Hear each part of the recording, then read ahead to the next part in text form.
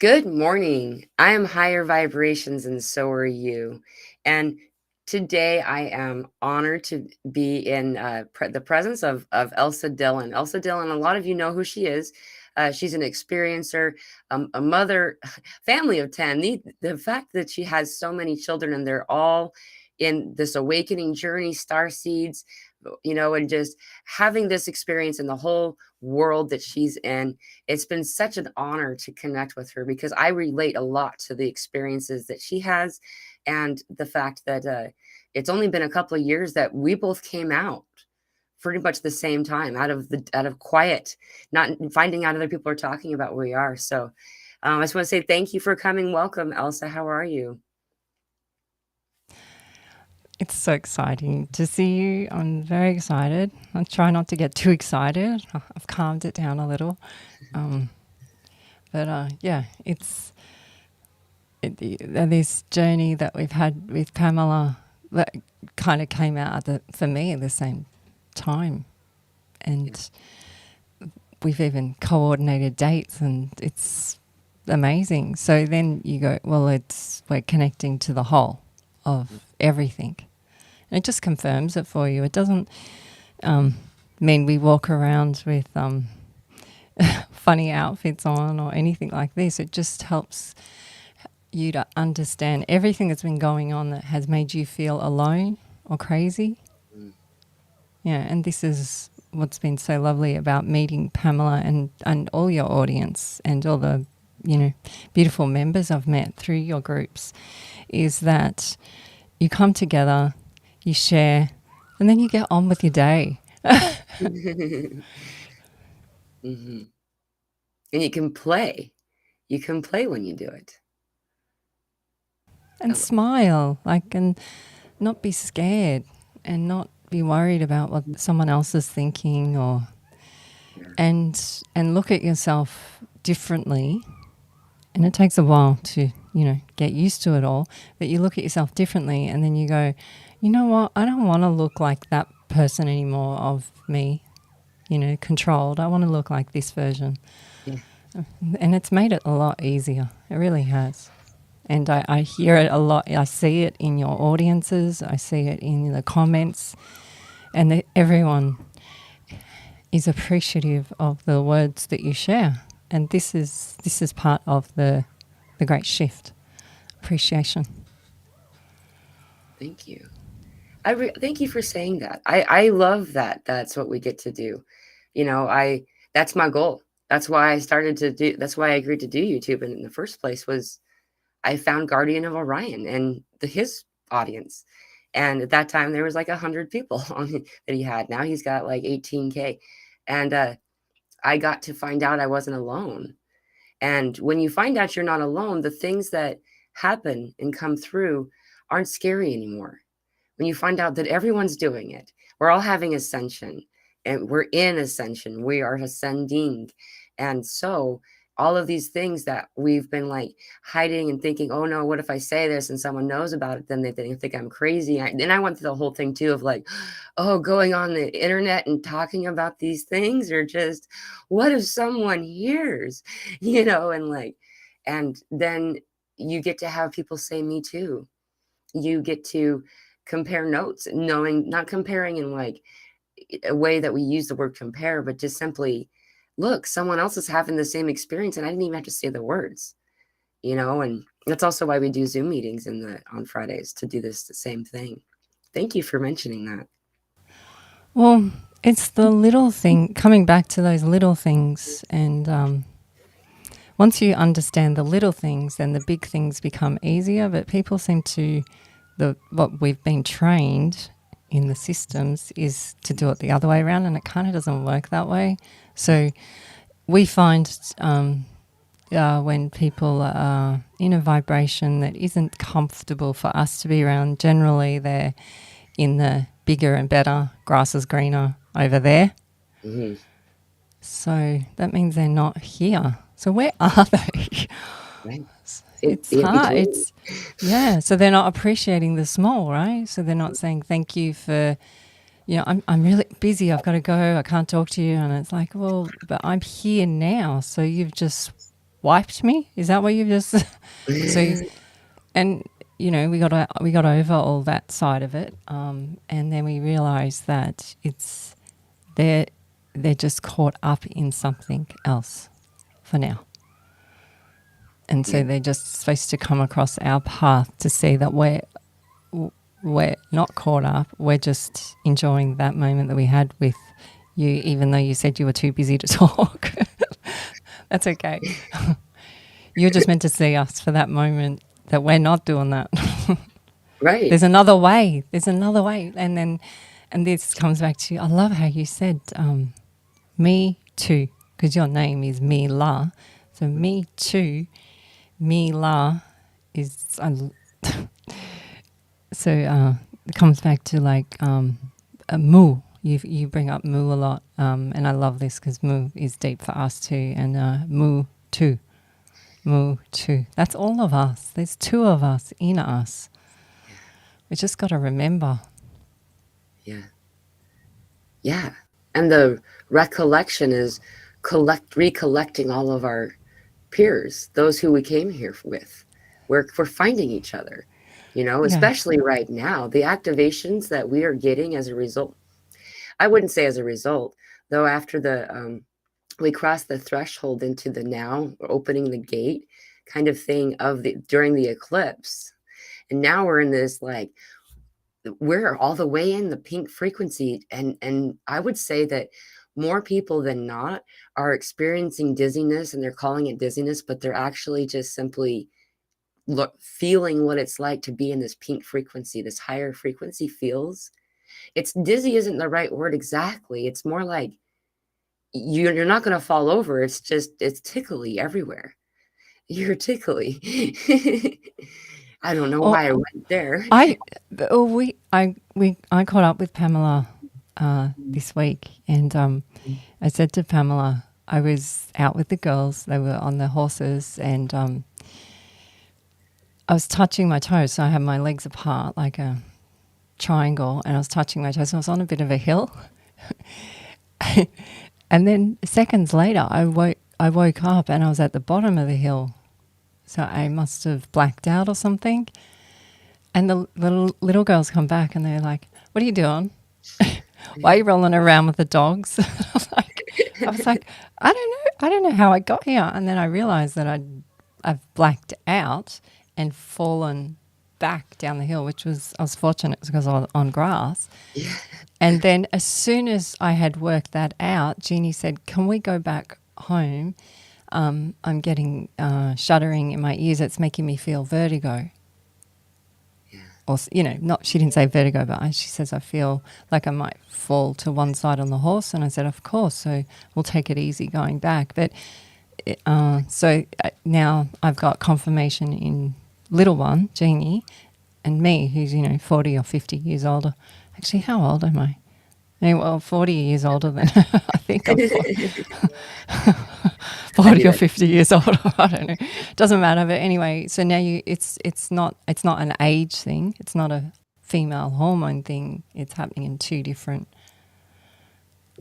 And you go, "Me too." So this is this saying again, "Me too." So we've acknowledge it, and the pressure of being a human comes off. Yeah. Because, there's something wrong. I've got to go see the doctor. And this is why this ascension symptoms that Pamela puts out. It's amazing to listen to. It's amazing to watch the live chat reading it. And it's amazing because you just go, "Oh, that's what happened last week. This is what happened." And then you go, "I'm okay. They're having me too's, me too's, me too's." Right. Me in 5. Yeah. Yeah. Yeah. Also, the medication I found early on when I was started to have ascension symptoms, I go to the doctor. I still do sometimes, I strongly suggest if you feel the need to do so. There's no one saying not to do it. However, from in my experience, either they would look at me like I was crazy, or they would say something like, I don't know what you have, but here, I'll write this prescription and this prescription. You just take those medications and let me know in 90 days if you're better, and there was a time in my life I did take those things, and I found for me, my body doesn't metabolize them correctly or something. There's something in there that isn't in harmony with my body. And so I stopped taking them, and I stopped listening to the doctors. Um, I was back in 2007, I diagnosed with systemic scleroderma, and they were like, you should already be dead. So you have months, you you know. And so I quit my job. I paid 6 months of my rent just to be sure that, my family had time to clear the house out after I died and stuff like this. And I didn't die. I didn't take any of their medication or do any of their procedures. Um, well, the reason I'm showing this is either the medical system got it wrong, or I healed it without medication. Whichever the answer is, to me, it doesn't matter. The fact is, I was told I would die. And many people, I've watched this now that I do sessions, I watch as people come to me with a fatal illness, a diagnosis of death. And we talk about allowing them to make a choice to stay. Do you want to stay? Rather than buying into what some random guy in a lab coat told you, what are you going to do? And I've watched people choose to change their body just by belief, and so if you feel the need to go see a doctor, please do. Worst thing that can happen is they could tell you you're crazy, but we've heard that before, so well, sometimes you're meant to go, so you feel this calling to go see the doctor. So let's take it back to the seeing the little. Maybe the doctor needs to see the greatness of you as well, to shake them up a little, to adjust their path.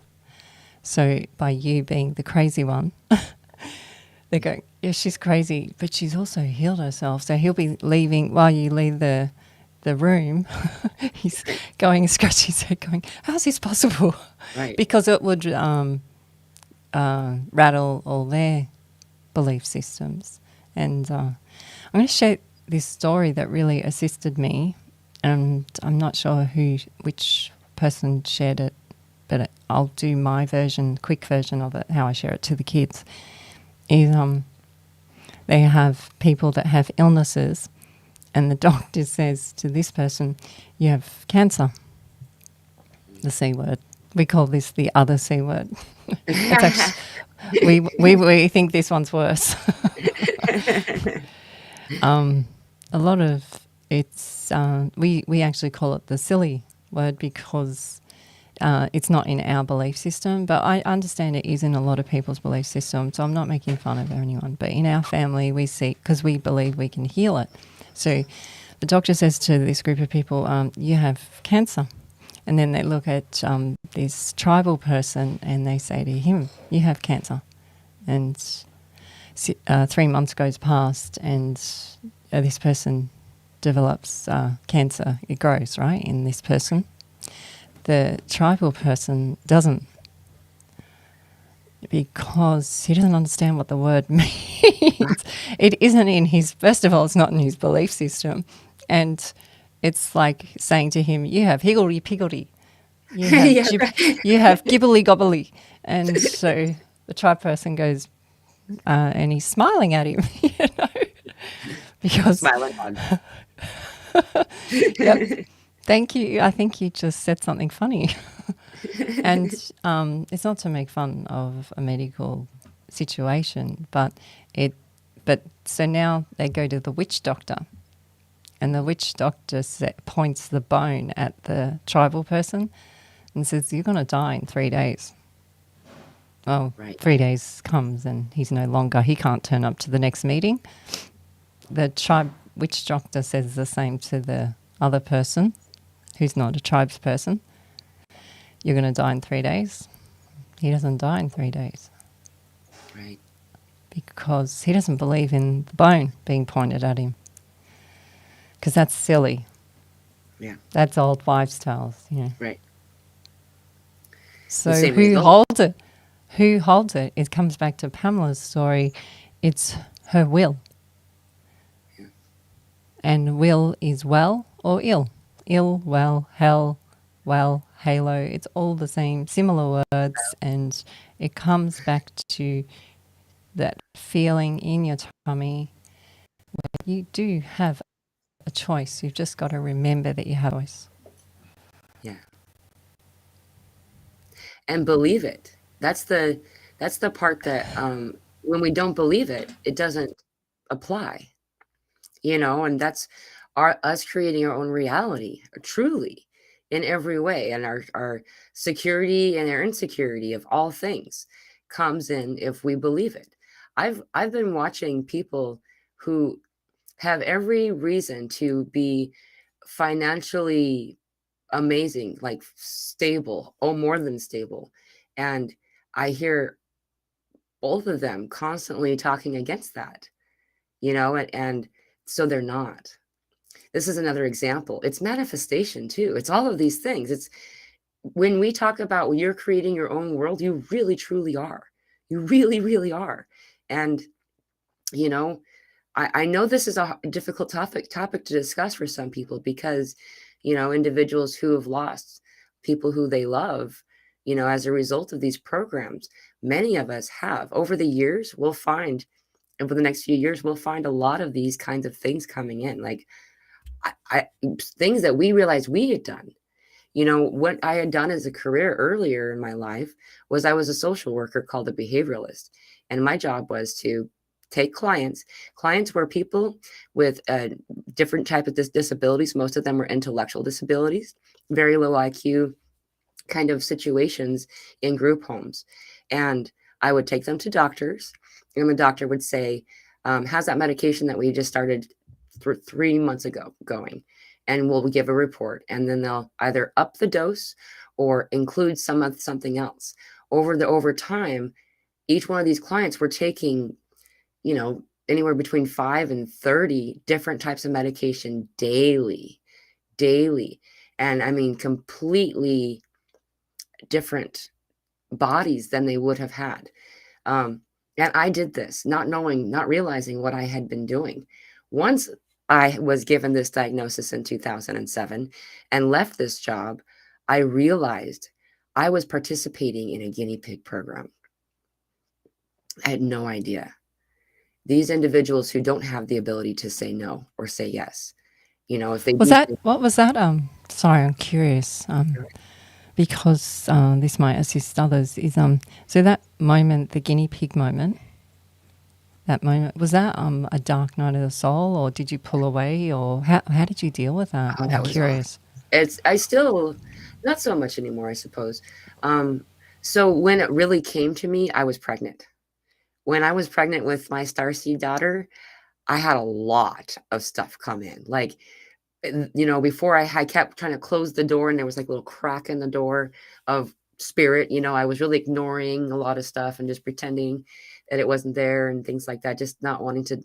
And then I got pregnant, and her presence in my body, boom, the door opened wide. And I had How far along were you? How, uh like, were you 3 months. first? Ah, It's always threes so and sixes and nines with her. yeah, I know.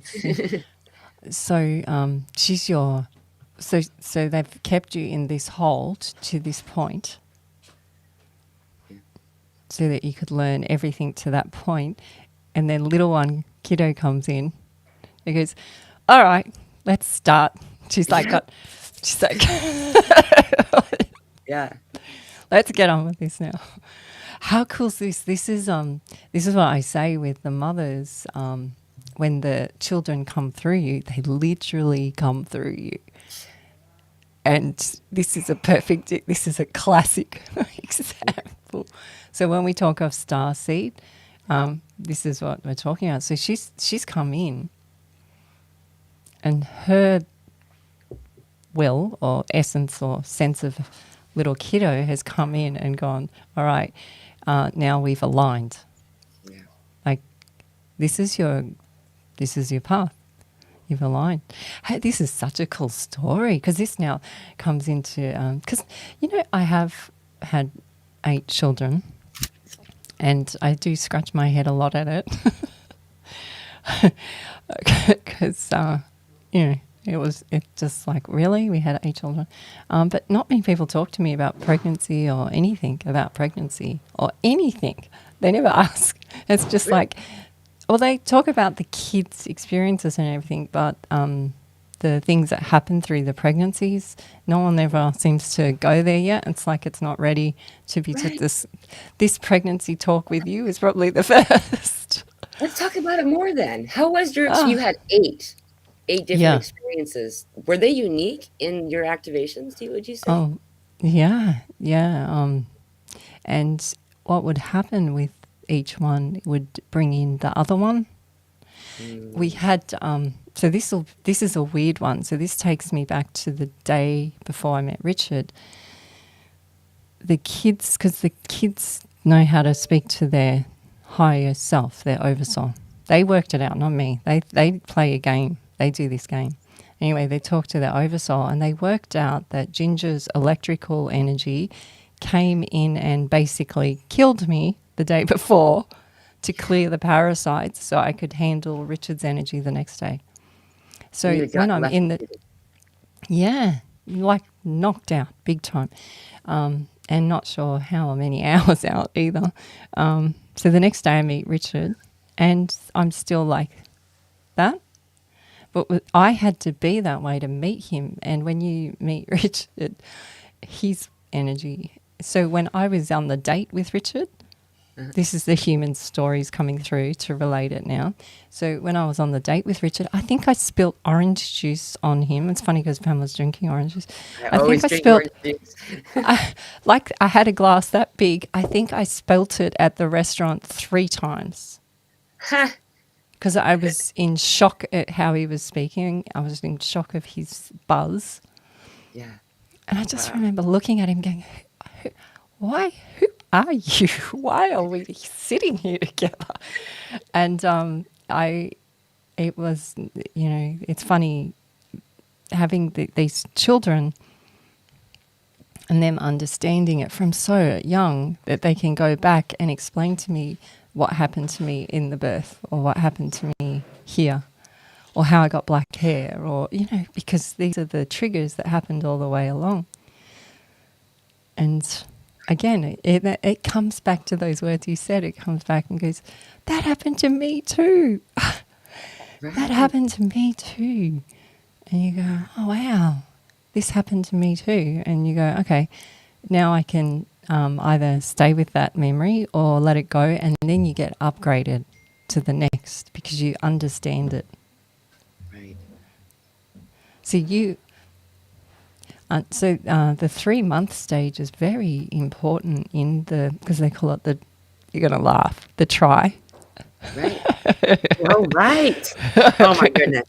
I know, because this is a big one for Pamela, I try. So, but the word try as well. The word try, there's no coincidences of this word. And I don't know if you want to show this, Pamela, that drawing you drew of the number 4. Oh, yeah. Because this will blow you away. This is very cool. I was just explaining the land and how there's this thing called thonging of the trees. I'm like, oh, yeah, I did it earlier. That's how it was. It was the trees. Yeah. And what they do is they take a tree, and so this is what I drew. Oh, okay. This is where I drew. And I was showing that the tree would be growing this way, and then they'd put a little tie on it. There it is. Put a little tie on it, and then eventually it would grow like this. So you could see there's a bunch of them in this area where I'm at. You can see this is a gathering place. And I was showing Elsa, and she's like, it's 3 and 4. So 3 and 4. So, but I've never. Pamela does her thing.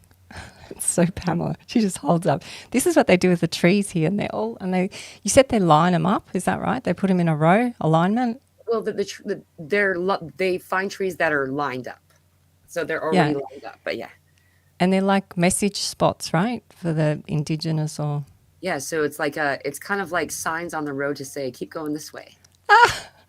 It's so cute because they do that here. The indigenous do that here. They call them, I think they call them scar trees here.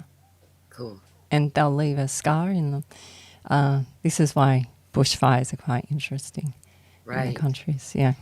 Anyway, so staying on topic, Pamela holds up this picture, and I go, it's the 4 is a Y or a try. So it's 3 and 4. So 3 and 4 makes 7, which is heaven, which is stable, which is where we need. So for the before August 2022, everyone was in this spiritual zone of the try. And then they handed us all the building blocks. And you have to have the 3 and the 4, the compass, the square. You have to have to make then the circle thing, but like Pamela's thing behind her. And they show me that you have to have 3 and 4 to be complete. You can't just be mind, body, spirit. You also have to understand it. Right. And you get it right. Like, I think it's so cool. And it's just from Pamela just holding up a picture. I was drawing it while I was showing it to her too, so that's why it's all.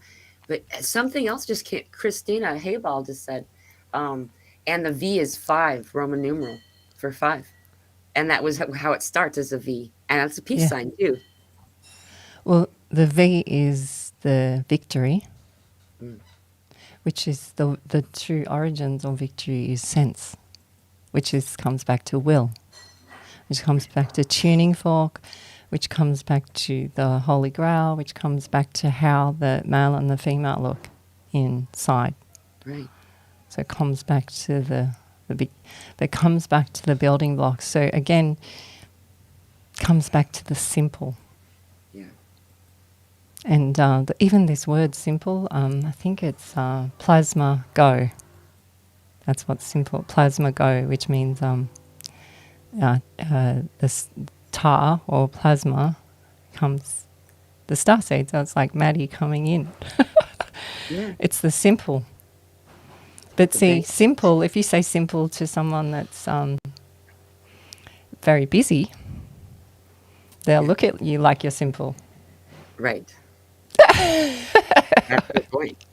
I get that a lot. It's fascinating to think about how many. I wonder how many people here that are watching this will think back on their pregnancy and think of the activation that you're talking about too. It circled back there because you brought Maddie up again. Like that. The window of time I was in right before, I learned that if you talk to spirit, those who have passed, then they notice you, and then more come. And so I just started ignoring them right before I got pregnant, and then they stopped. They started coming in hard. I would sense something through my daughter in my belly, and then I would sense it through myself, and then I would see it with my eyes. And so I remember thinking, wow, she's stronger than me. Like, did you ever have Wow. anything like that? Yeah, the override. Mm-hmm. They're little buggers, aren't they? That's what I used to say all the time. She's overriding. Well, we had Jem, the warrior one, come through first, and she comes through on the biggest full moon I've ever seen. And I just went, oh, this is going to be interesting. And she came in with a bang. Like, when she came in, this is... when she came in, we were renovating, so we had our mattress on the floor. I love this story.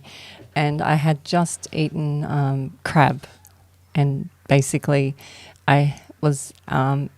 I sort of had given up on myself because the due date was so overdue that I just thought, you know what, she's going to have to come out to get a driver's license, so I'm just going to get over it. I was so busy calculating dates and I was just getting so frustrated. And anyway, so I didn't go to any prenatal classes, so I literally thought 9 months was 9 months, and then I realised it's actually 10 months, and I felt really cheated by the system. I know, they're liars. I lied. What the freak? And I'm looking down at my belly going, they lied. Anyway, Rich would just laugh at me because it's funny, because it's got nothing, doesn't matter what you think, they're going to do their thing anyway. Anyway, so I went and had lots and lots of crab, and I came home and I brushed my teeth, and I remember falling onto the bed like this, on the mattress on the ground. Then I heard this big crack, and I thought, oh no, I've broken her leg. I thought I had broken her leg. And I screamed because I thought, oh, you know, through me being silly, I've fallen on the... No, it was my water popped. Oh, wow. You heard a crack when your water popped. Wow. Yeah, and then, you know, I Electric, obviously felt other stuff. Yeah. And then I was like screaming at Richard, it's happening. I was so happy. It's happening.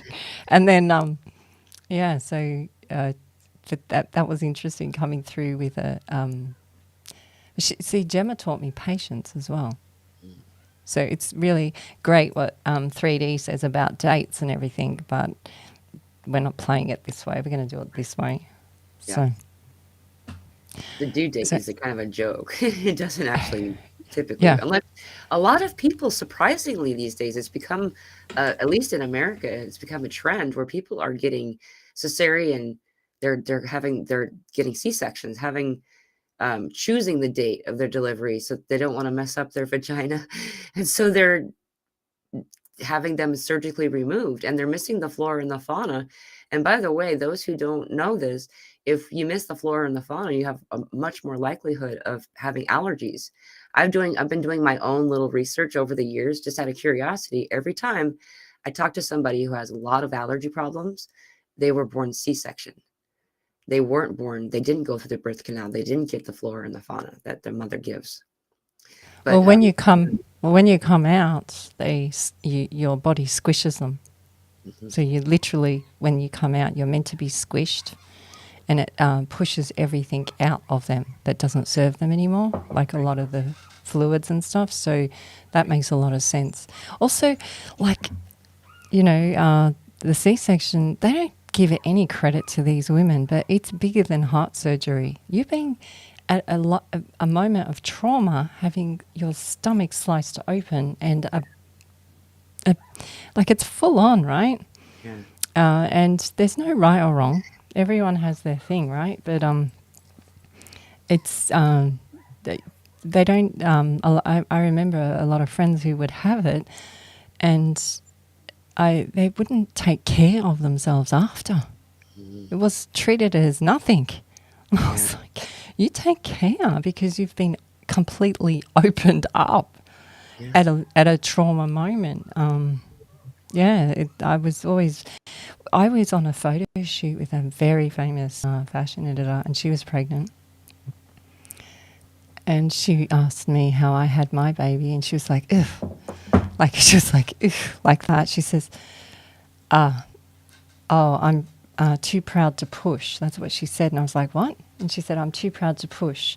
I've booked it in for this date. I have my petty and mani, and then I'm on a flight to this resort on this day so we can have a beautiful time together. And I was like, well, hang on, you lost me. What's proud to push mean? And she said, I'm not doing all that.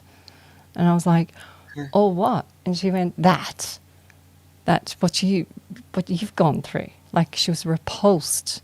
Whoa. And I kept saying, what did you say? Proud to push? What are you? And she was like, yeah, I'm not doing that. She said, I felt this, I felt you know how they talk about the masculine and feminine? I felt the feminine suppressed. The feminine being this masculine way of trying to book it in and make it happen, and action. And it didn't resonate with me that she was being her true female. I felt like she was more on the masculine side of her beingness. And I felt a lot of weird stuff that day from that, but I kept scratching my head going, proud to push. But it's a thing. That Yeah. was, how long was that? That was 20 years ago. Wow. Yeah. It's still going. I mean, there are situations where, it's an emergency. There's something happening, though, and also, like, I saw someone wrote somewhere about people commonly inducing themselves or planning a date to be induced so they can be on a certain day. And there's no judgment for anyone who does one way or another. I definitely, I also, the only reason I had my daughter in a hospital was that I wasn't given much of a choice by her father. However, there were no, she never left me, and there was nothing and we got out of there as soon as we could. I'm adding to all this to say, I still, even though I did that, I still strongly disagree with having babies in a hospital. Like, that's only a kind of a new thing. When you're talking about the hijacking of the divine feminine, this happened about 200 years ago. This is about when this happened. The hijacking of the mother line. We've been doing a lot of these sessions with people, and my guides have been channeled through me, guiding these individuals to do this mother line healing through your womb, into your mother's womb, into your grandmother's womb. And we find that it's only been about 200 years for everybody, for the most part. Something happened where something occurred to pull the mother away from the child, and the bond and the connection. Putting people in hospitals to have their babies, making it so it's inappropriate to nurse your child, like it's something graphically just repulsive or inappropriate. The way a female body looks after giving birth, there's a lot of shame put into that. There's just all of this tearing down of the female. And then they say, hey, we're going to have a liberation of you guys because you're slaves, so now you get to go to work, and now we're going to raise all the prices of everything, so you have to both work. You have to have a 2-parent household to survive. And oh, by the way, now you're legally required to put your kids in these buildings, and we're going to teach them what we decide. And they also have to be full of medications and vaccinations to come here. Like, it happened very abruptly, but slow enough that people just accepted it. And this whole mother line, it's a lot to heal. However, if you look at how short of a time it took to convince the world to, and then the cost to have a baby in a hospital is ridiculous. And they're happier. You're happier if you're at home in like a water birth or whatever. We've been doing birth forever. Never was there a hospital involved until recently. And the things that they do with what comes out of you afterward, I don't know what they've done, what they do with that stuff, but if they're not throwing it away. Well, so our first 2 we had in hospital. We had them with natural. And so we actually had to, this cost thing about the babies, we had to pay 3 months ahead in cash because we didn't have insurance, because we didn't believe in it. So we didn't have health insurance. So we had to pay cash for the hospital, which was, I think, like back then was 10 or 15 grand, which is huge, right? That's a lot for then. And we had to pay for being there for 10 days because they wouldn't allow me to pay for just 1 day. They said, that's impossible. You're not going to be here for 1 day. This is the minimum, is 10. I was like, okay, that's funny. All right, so we'll pay for 10 days. And they said, well, if you leave early, we will refund you. And I was like, oh, I don't really care at this stage.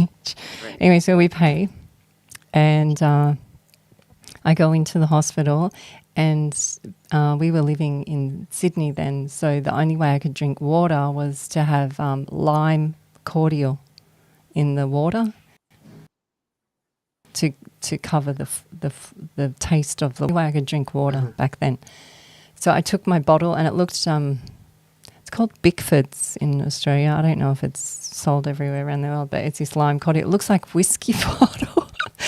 I remember taking it to the hospital, and they went, you can't bring that in here. We don't practice that sort of type of earth. And I was like, what? And they were like, these beverages, you can't bring those in here. And I went, the cordial.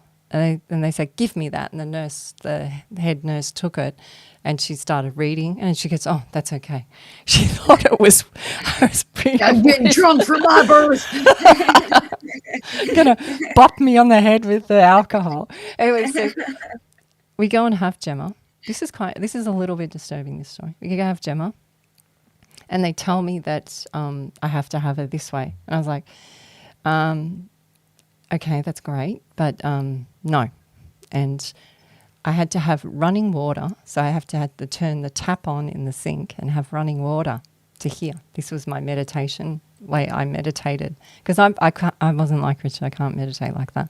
So I have to turn, every time I was having a contraction, I would get up out of bed or stop walking and turn the water on. They said, you have to stop walking around. This is ridiculous. You can't walk around with your birth. And I said, I'm walking her out like this. So I'm wiggling her. Every step I take, she's wiggling down. And they go, no, you got to go lie on the bed, because we can't put the monitors on you to hear her heartbeat. I said, regardless of her heartbeat or not, I'm going to walk. Right.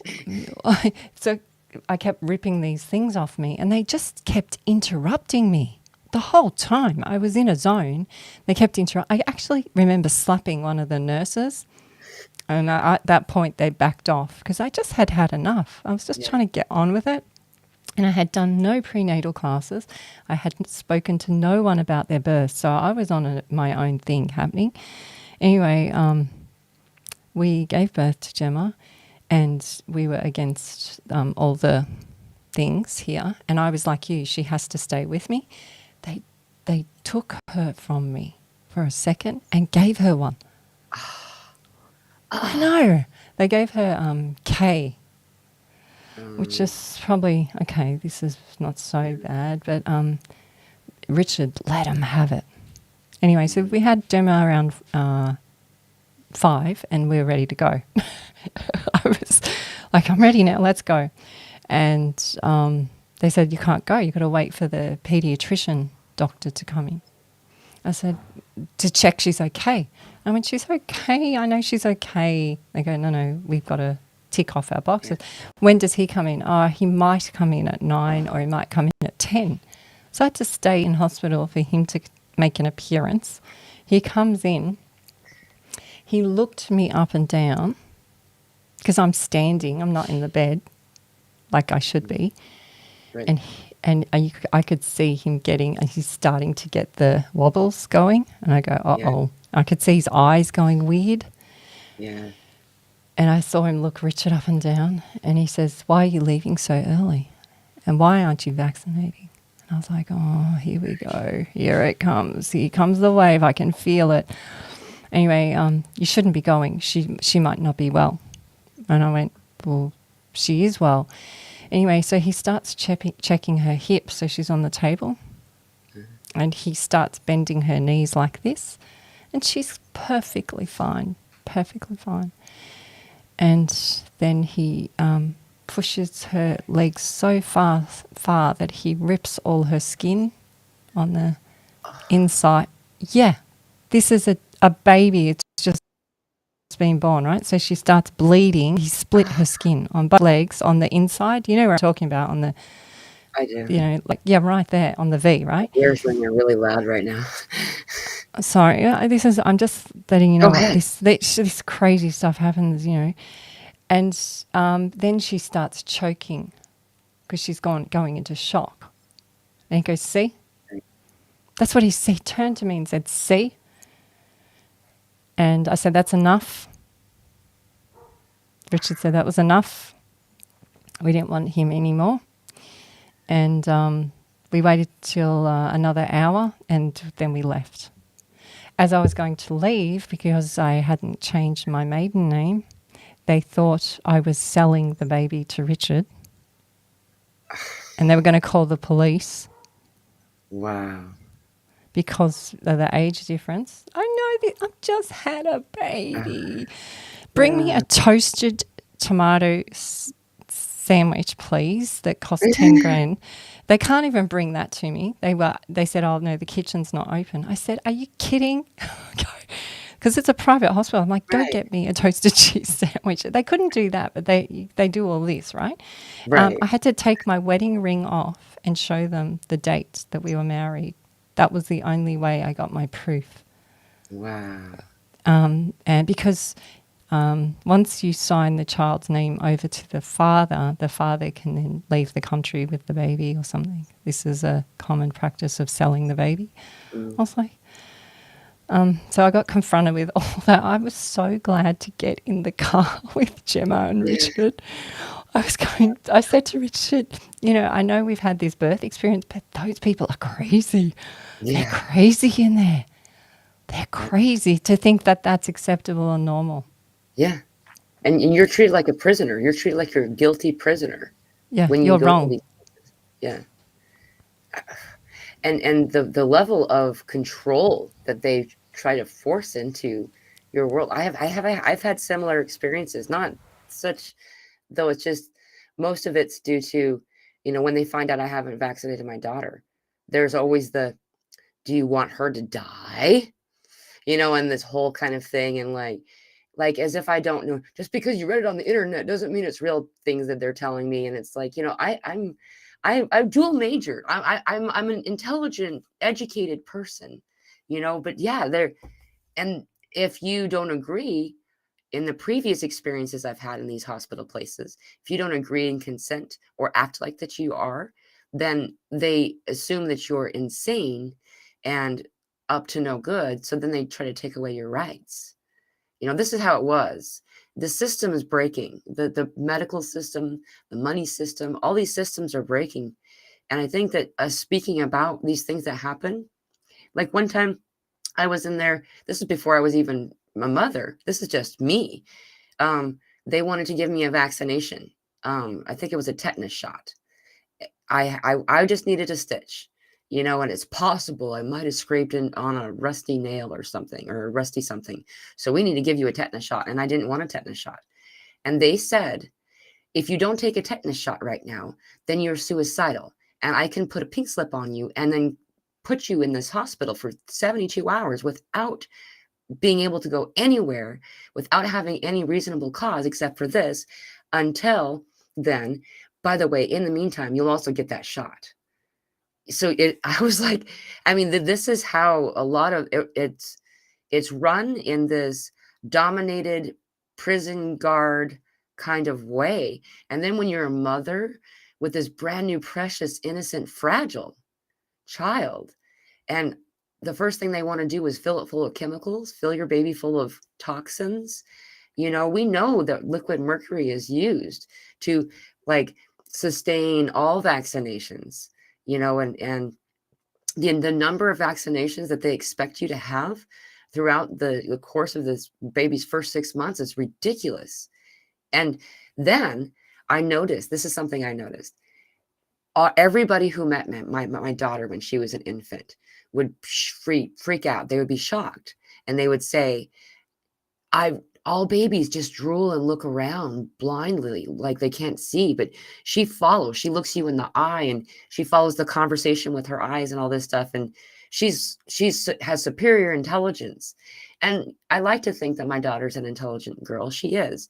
However, really the only difference between she and the other children that they're comparing her to is they were sedated by heavy, large quantities of chemicals, things that will melt through rock being put in their veins, and it's something that happens. So, yeah, well, so I'm going to bring up a couple of things I love. Okay, so because you said her name, I'm going to say it's okay to say it. yeah. So you have Me La and Mad D. So they're the Me Too's, right? How cute is this? I like that. The Me Too's. So in hospital, first I'm an alcoholic with my whiskey. Then I'm a rebel because I don't want to have all the tests done. Right. Then I don't trust the authority of the doctor. Then I'm our decision to not have this is infiltrated over by error or deliberate, whatever it is. And then I'm also now selling a child. So now I'm a whatever that is called, all in less than 5 hours. And I'm supposed to be having a baby. Are you kidding me? What type of system is this? And this is the system that we've been saying is okay. Yeah. So now you have people like Pamela who have ascension symptoms, and she's saying it's okay if you wish to do that. Here's another option. Mm-hmm. Or just take this information when you go to that meeting and see how different you feel. See how much you rattle that doctor. Yeah. Because even just going and rattling these doctors will stir their choice to behave this way to the next patient or this way to the next. So sometimes you're just going there to give them a little shake up. So there's no right or wrong with what we're talking about, but what we're saying is there's your will. Yeah. And this is why when people say, so when's it going to happen? When's the change? It's people like Pamela coming out, sharing their story. Everyone that's on the show or listens to the show then hears it, and then they're out and about and they share it with their sisters, their uncles, their brothers. It's the story to tell. And this is, we've just had totality to tell. And now, it's like you said, now it's going to come up big. This is totality. The to tell is this in us, whether it's if you're feminine, whether you're masculine, doesn't matter, or both coming through. Everyone's going to start sharing and going, no, I don't want to do that anymore. I'm going to do it this way for a bit and see if this feels better, because this is just so crazy. Yeah. Yeah, this is a moment of awesomeness having this baby. This is a beautiful experience. It was very clear. I would not, they wanted, it's standard when you go into the hospital, they're like, okay, put an IV on you. And why do I need IV? Well, just, don't want you to get dehydrated. I don't need that to be hydrated. I've got my whiskey.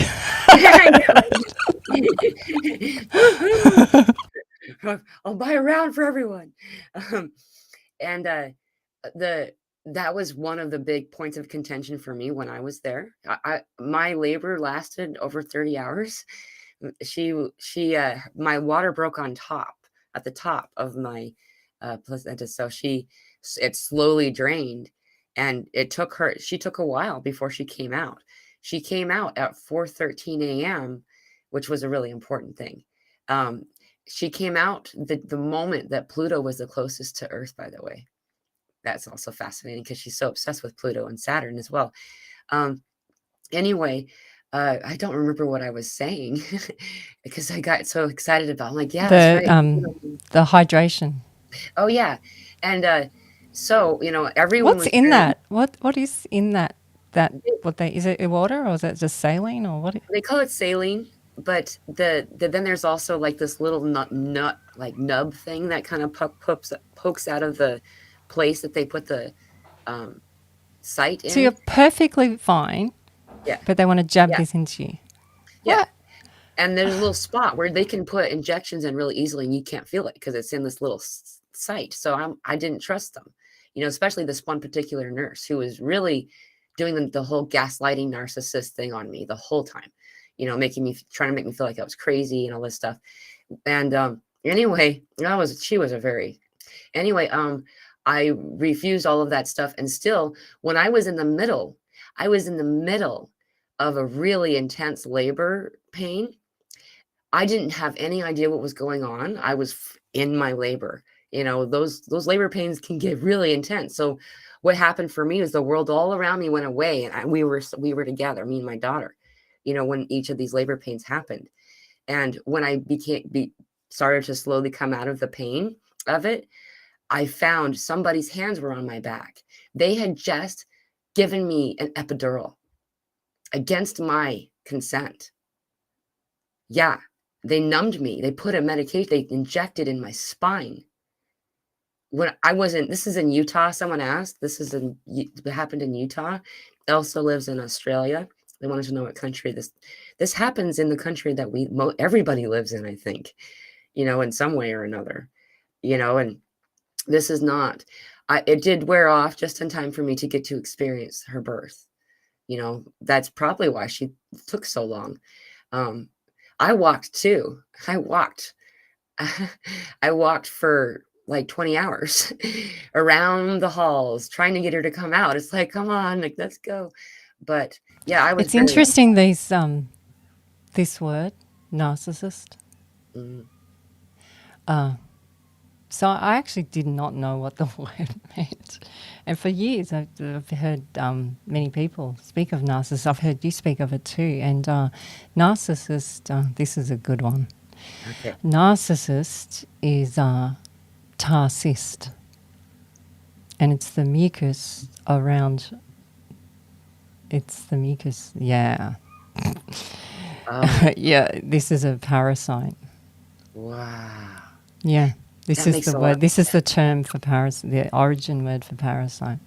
The ancients, so you have the parasite ETs, the ancient alien ones, but then you have all the other ETs. So there's many thousands of different ETs, all different shapes and sizes. So, but all those ones up there or about in the lands and the Fae and the rock people, they all know about these little tarcysts.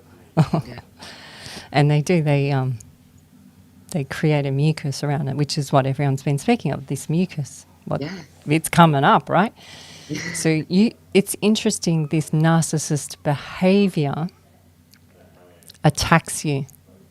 And you have such warrior energy, and so does Jem, our firstborn, that we just told the story about, and how the narcissists zoom in on the warrior ones. Mhm. It's like the second in command has to come with the head one on this side. Like Yeah. it's an attack, literally. And I hear a lot of people talk about the narcissist being an attack. And this is interesting, the warrior one. So if you feel that you're having a warrior type energies in you,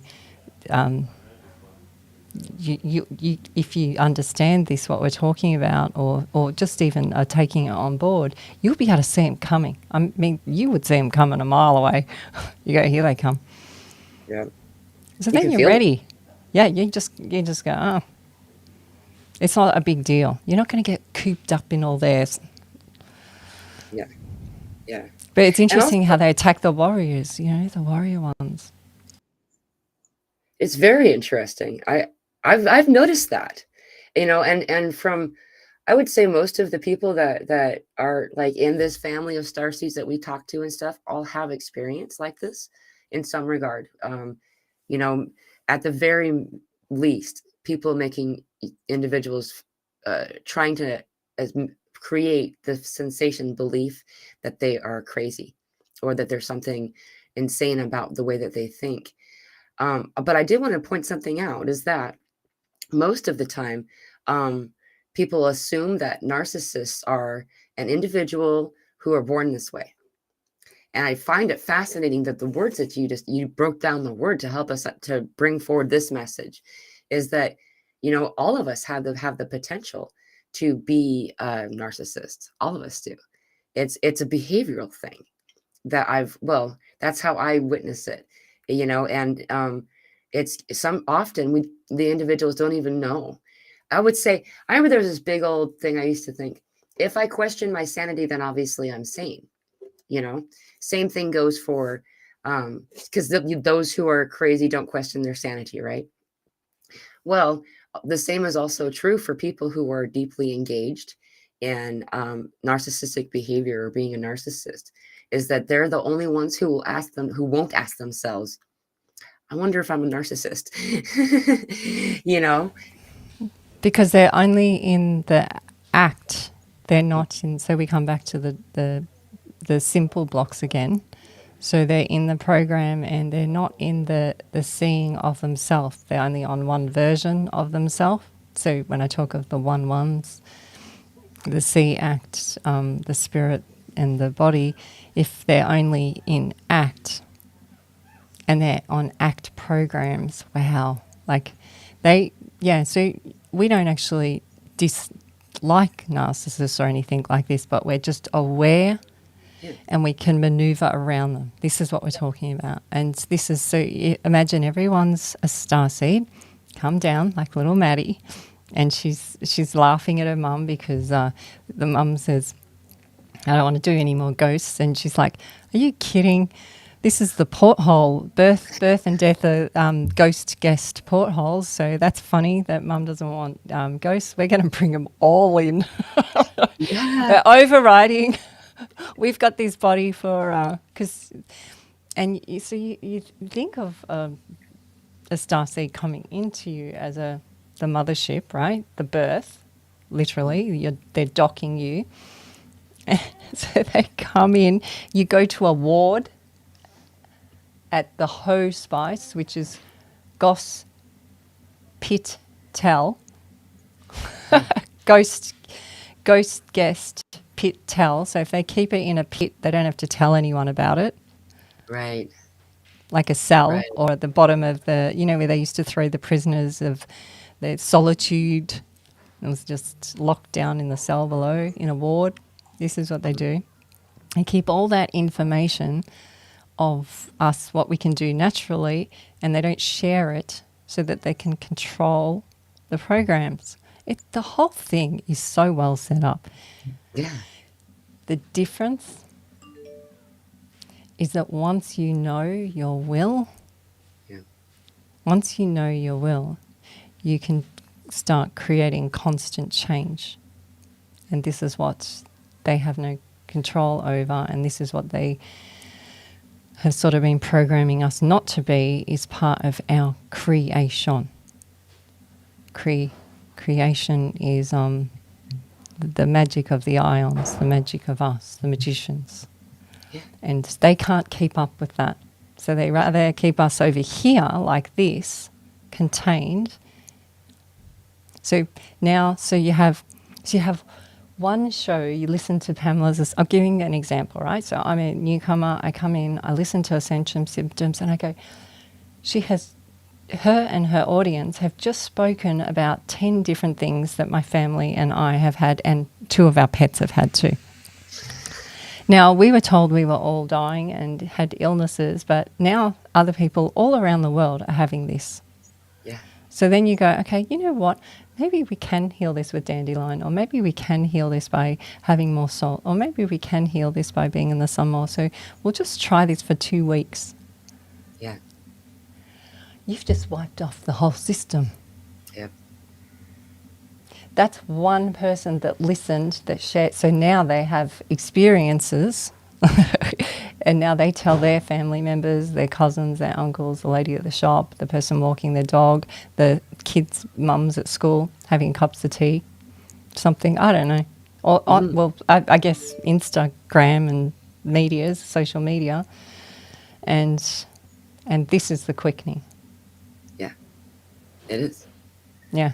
This is it's all meant to, it all ends up helping us. For example, too. So this rubber band, this elastic band, if it doesn't have something that's holding it back, when I let go of it, it just falls. It doesn't really do much. I don't really want to have to try to find it. So I'm going to use it, just keep holding it. But having someone who, an example of someone would be a narcissist, in at least my experience in my life, created this stationary false anchor that pulled.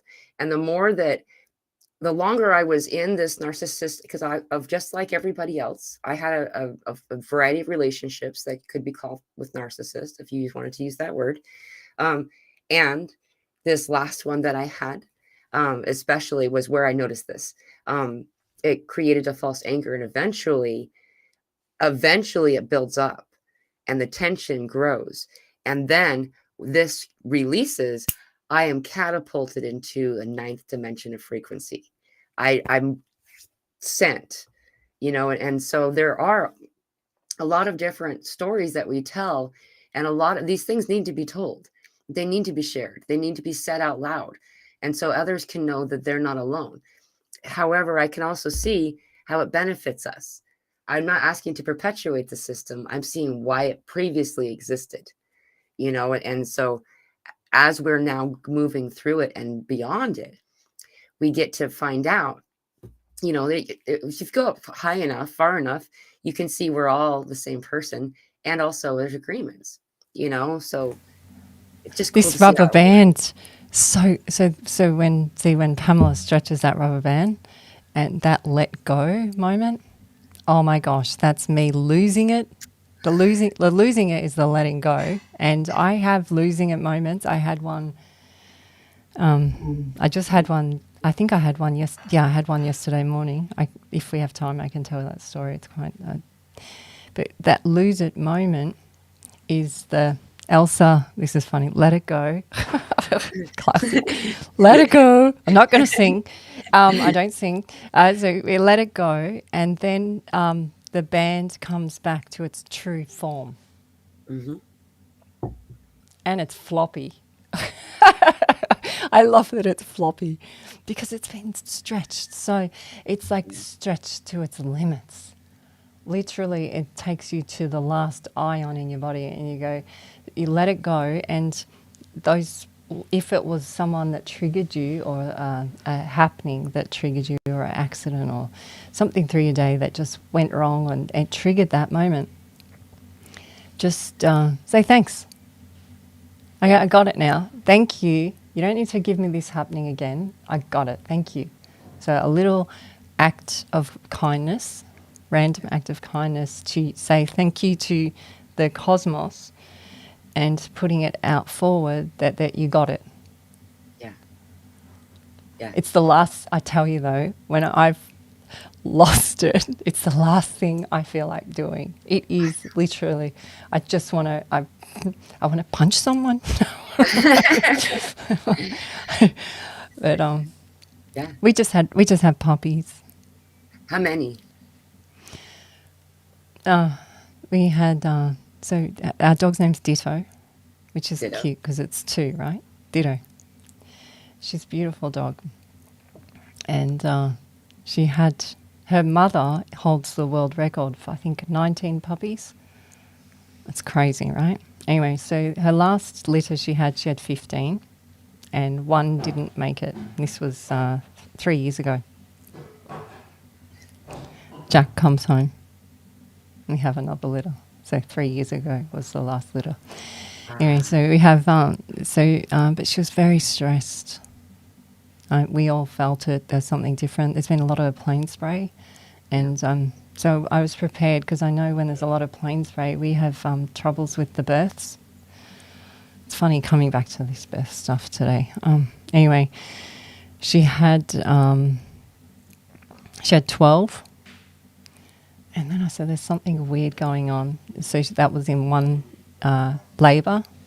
Then the next day she had more, which is not normal. Because labour usually is literally labour, meaning hours of the day. That's what labour really was the working hours. So it's always usually about 8 hours. So when it goes longer than 8 hours, there's usually something that's interfered with the rhythms. Like you said with you had 30 hours. I mean, that's crazy. That's like a long flight. That's longer than a flight from Australia. Anything longer than a flight from Australia is just... Anyway, so Ditto, so she's had 12. One didn't make it. The first one didn't make it.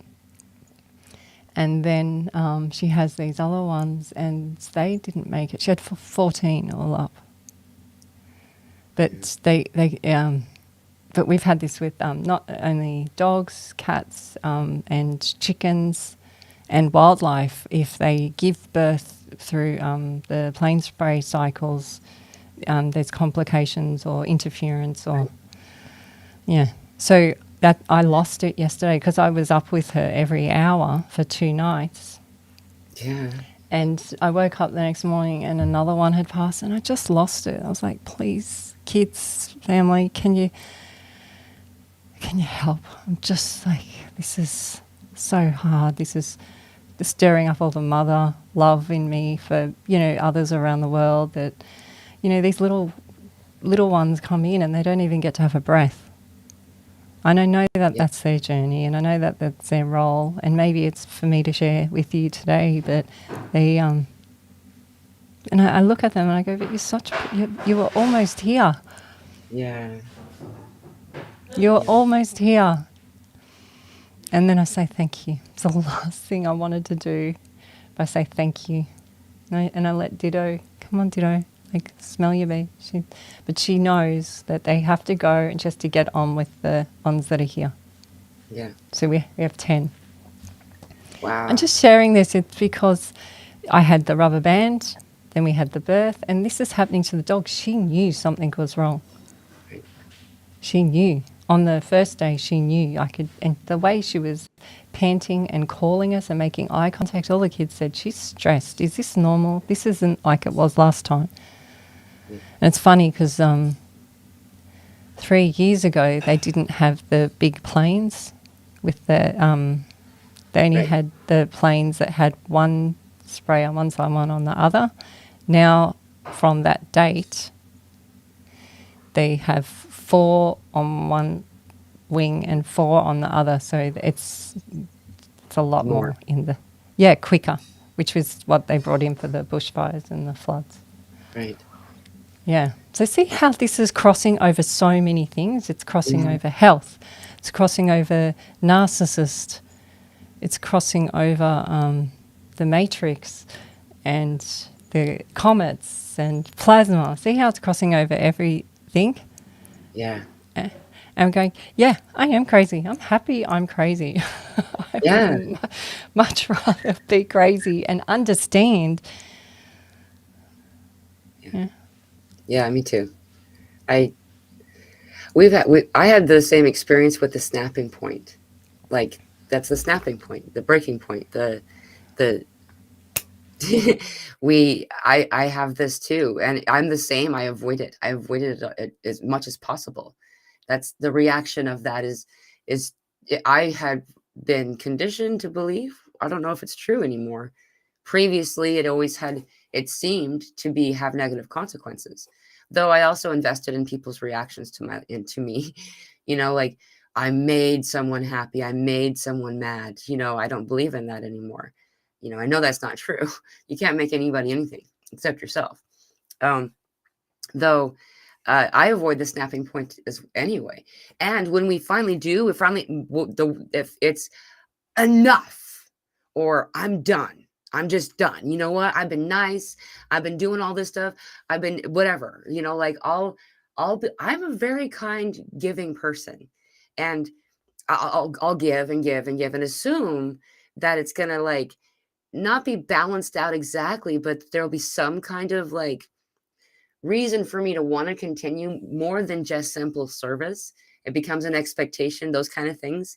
And then I'm letting myself be the martyr, right? So that this is typically what the experience had been throughout my life. I'm not really doing that anymore, and however, then you get to the point where you're just like, it's just enough, and like, and the euphoric sensation that floods through your body after you release is so profound that it's definitely worth having your mom know moment. However, until we can do that, it's easy to buy into all of this stuff around us, these systems that are breaking, these things, like everybody knows that chemtrails are happening. Everyone knows about it. It's a common knowledge now, and the fact that they were spraying all along the path of totality. I saw so many examples of this right before, trying to make it so people couldn't see or something. I don't know. And always after, it's different than a contrail. They look different. And then within a few hours, then all of a sudden you have weird clouds for a while. I know this is kind of a hot topic thing, but I don't really care. Let's talk about it. This stuff's going on, and it's changing us.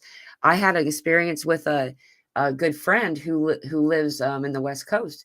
There was enough falling from the sky that it sounded and felt like rain, and it wasn't. And he had one of those rain measuring cups out. It was completely empty. It filled up. He got a good quantity of it, and he also has the ability to see what's in there. And there were some chemicals in there that are used to hurt, to end plants. It's like a pesticide. It's too. And there's just these things. And so we know this is happening. It's knowing it and saying, I'm not okay with it. I'm not okay with it. And I won't participate in it. I can say that I've been exposed to a lot of toxins in my life, and we are all masters, all of us, all of you, at transmutation. We can transmute anything that you take into your body. We talk about things that we had taken earlier on in life. I was full on medicated for a portion of my life. I've, antidepressants and so on and so forth. They decided I have Tourette's because I channel and I randomly spout out things and then I don't remember what I said. So they thought it was Tourette's, and so they gave me stuff for that. And those things were that there was a residue that was left in my body I didn't know about. But once I became aware that that's a thing, I was able to transmute it. And so I'm just saying this to you all because I asked this question when 2020 was happening, and that whole thing was beginning. I asked Spirit, and Spirit didn't answer. I was being very specific about what people are taking at that time.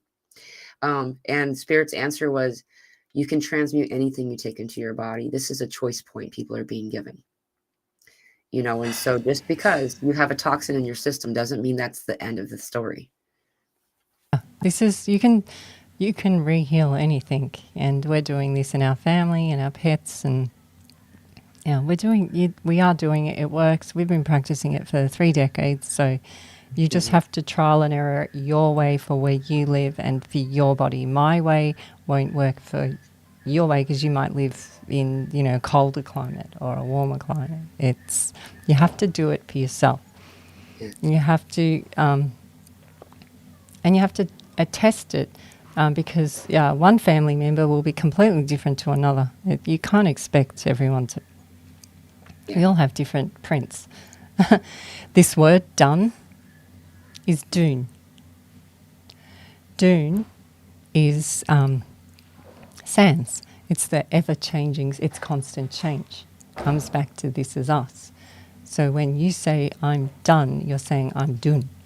Dune is the spice in the movie. No, I don't know the new one. I only know the old one, the old movie, Dune. This was very important in my upbringing for my auntie to force me to read the book and watch the movie when it came out. But Dune is the spice, which is plasma, which is the fallout. Yeah. Once you understood the spice in the movie Dune, not only you could command voice, you could command spirit, you had great power above others. Mm-hmm. Not over others, above others. A big difference. Right. Because you're not forcing it on them, but you're saying, like if a narcissist comes in, you can block them in whatever way you do it. Yeah. This other word you said is mata, which is mother, which is mata, mata. So it's not about the female, but it is mata. Mata. It matters. Mata. Yeah. It's ta. It's the same thing. See how... So they retrain our language. Yeah. They recode us, literally. So we don't know what we're talking about. Then you find out what you're talking about, and it becomes easier. And it becomes, you be able to maneuver your way, and different things arise in you, and spirit becomes easier to come through because you're in the floppy rubber bands rather than the stretch rubber band, and it's so tight. There's not much room for movement on there because it's so tight. When it's at that furthest, it's tight. Right. And do Yeah. you really want to be on that with them on that journey when they're that tight? Because they're tight. So when your ions are tight like this, you're not vibrating. You're stuck. Mm-hmm. So when you're loose and floppy, you can vibrate higher. Right. I mean, in that loose stage, you can also vibrate lower, but you can. It gives you space to vibrate higher. But when it's locked, there's a food that does a lot of our food has cornstarch in it. This is a thickener. Yeah. They give it 1,000 different names in all different countries to fool us. But cornstarch, if you Google cornstarch kids' high school experiments, I'm not sure if it's still up, but there'll be lots of versions of it. They get a big swimming pool of cornstarch, like a kids' pool at a university, and you jump in it and it's soft, right? But then you stress it and it locks and it can't move and you can't get out of it. It locks your feet in. The high school students love it because it's funny. Right. So they're in it and they can move, and then they do something to it to stress it, the cornstarch, which is glue, or and they stress it, and then it locks them. Right. But it's the same substance. But and this is what's in our food. So if you've got, this is why I say to the kids, please not too much ketchup, because it's got a lot of cornstarch in it, because that goes into us. Yeah. And if we're doing, you know what I mean, and then it locks us. Right. Yeah. Oh, yeah. Sorry, did I go off track? No, I love this. I would looping. I would like to add something more to. No, thank you for bringing this up. There's another one. I want to tell the story, but I want to shorten it because I don't want to take all the time just going into it. There's a place called Man's Island.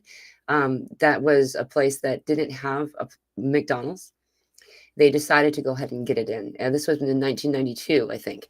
And then they brought in 2 McDonald's. Nobody ate it. No one liked it. It wasn't popular. So they eventually ended up just, I had to turn that off, sorry. They ended up closing it out. There was one restaurant left, and the restaurant was closing. So after the last meal that they had made was like a hamburger, fries, and a drink. And they took this and put it under a glass cloche, like one of those like restaurant over your plate kind of things, and you could see through it. And they put it in a museum. Why is this important? This happened in 1994, 2 years after they had McDonald's. They closed McDonald's in this island. The reason this is important is you can search this now, and you can see, if you look at this meal through this glass cloche from 1994, 30 years ago, it looks edible. This is what preservatives do. This is what all of this, whatever they're adding to preserve it, if it's shelf stable, it's full of preservatives. It is, and the more of that's like basically, when my brother passed away, my mother was definitely struggling for it. Everybody was. And for some reason, the funeral ended up it wasn't for 8 days after he died before there was a funeral. My mother kept visiting him, and they were filling him full of that formaldehyde stuff, whatever it is. And she would kiss him. And when she kissed him, it was seeping out of his pores, and it made her ill. Over the years, now she's actually going through a lot of serious health issues. This is the same kind of stuff they put in our food, just a little bit more strong, and these things are not good for us. I'm not saying that if you have to eat pure. However, the cleanest you can eat, the better, and I love that we're talking about this because, we can send all of this stuff out of our system by meditating, by choosing different ways of eating. Our body naturally purges. It's, when we choose a different method, we start to introduce new a new way for our body to get the minerals and vitamins that it needs. You know, some of the things that I eat now, I never ate before. I didn't even know, my body didn't even know what I could get from it. The last thing I want to add to this is you have a biosphere. Okay, in your biosphere, this means the it's close to you. The space that's closest to you produces food that's in alignment with your body and what your body needs. The farther away from your biosphere you go, say I'm buying something from Florida and I live in Arkansas, that's still close-ish.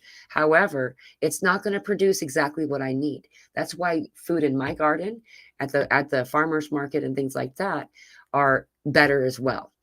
If you can, if you can grow food in your garden, I definitely suggest strongly that you do so. If not, the other method I use is growing green onion in the window. You can just have a cup of water, stick it in the window, and add a little bit of that to your diet every day. You're eating, because that plant is producing what you need. You're eating what's needed. Putting seeds in your mouth. This is an indigenous thing that people have done forever. It's coding it with your DNA to tell the seed to grow what it is your body needs most. It's really a true science. It's fascinating. Well, they listen. We listen to them, and they listen to us. So Yeah. this is a good story because it's saying, okay, well, you live here, you live in the city, you live in. Some people live in their vans or their cars, and they say, well, they have little pot plants in the front of their windows, or when they stop, they bring the plant out and they set up a little picnic table and they put the plants. It's so Yeah. sweet. We have a lot of people that we meet through where we live, and they live in their vans and they do this. So you're listening to the water intelligence in the everything, and you start communicating. So then you can spit on plants as well, or pee on them as well, and the plant will go, oh, they need this. So we have a herb garden, and it's very disappointing. Some of them are not coping with what's going on up there, you know. So I would keep trying to grow that plant, and it just wouldn't work. So now I understand that one isn't going to work for us where we're at right now on this journey. What is growing? What's growing in abundance? Let's go there. Right. And I remember I was looking up what's one of the greatest parasite cleansers, and they keep going on about wormwood. I was like, we don't have wormwood in Australia. Anyway, I was trying to research it, and they code everything with different really long names that don't fit in the whole Google search key button. I'm just like, who thinks up these names, and what type of person has that many? Anyway, I always laugh. There's such long names, and I can't even say them either. But there's people out there that can. I just think it's... They're college people. Yeah, they got lots of certificates behind. Anyway, so I've worked out through a government site what wormwood is. It's everywhere in our paddocks.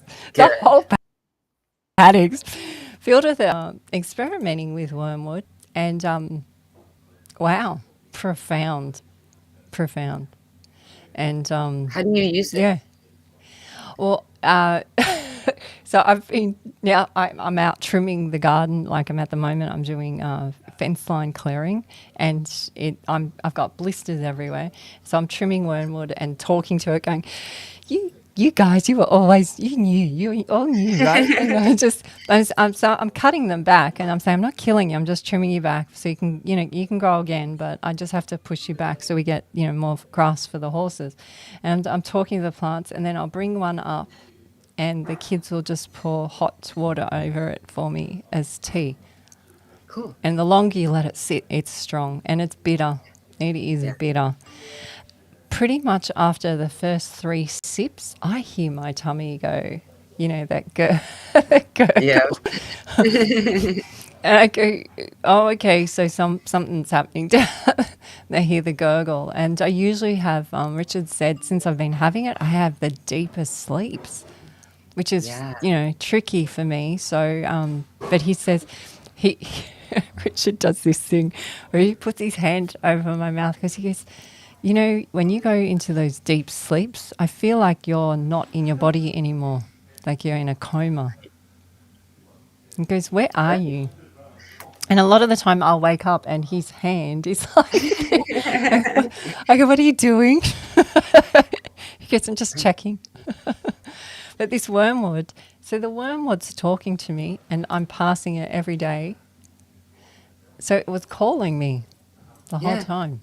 Yeah, like you said, the plants, they will listen to you what you need.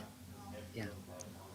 So, And what you need comes. I knew that we were yeah. gonna his 333. I knew we were gonna have the 2020 thing that happened.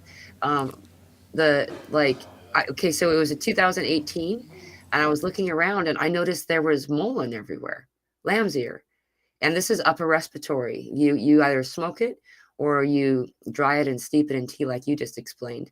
And I remember telling people, no one listened. I wasn't panicked or anything, but I would comment and people would just be like, "Yeah, she's telling something weird again," kind of thing. People The used to call crystal it lady. yeah.